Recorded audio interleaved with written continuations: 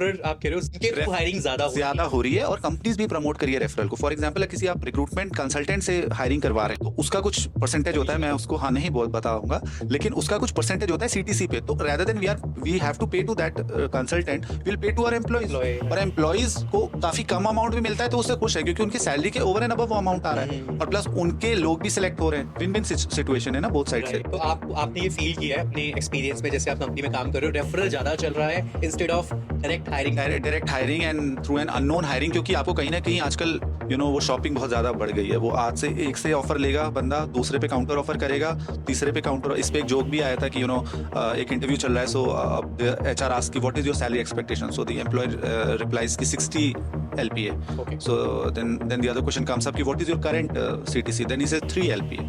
So उसने बोला कि मेरे पास 45 offers in hand, I have 45 offers in hand. तो वो चीजें भी हैं। और अगर किसी रेफरल के थ्रू बंदा आ रहा है तो वो ऑलरेडी वो रुका हुआ है, क्योंकि वो उसकी कहीं ना कहीं जिम्मेदारी ले रहा है कि मैनेजमेंट भी फिर उसको पकड़ता है कि तुमने उसको रेफर करा, अब उसको लेके आओ। But long story short, you are saying referral थोड़ा ज्यादा बढ़ गया ओवर द पीरियड ऑफ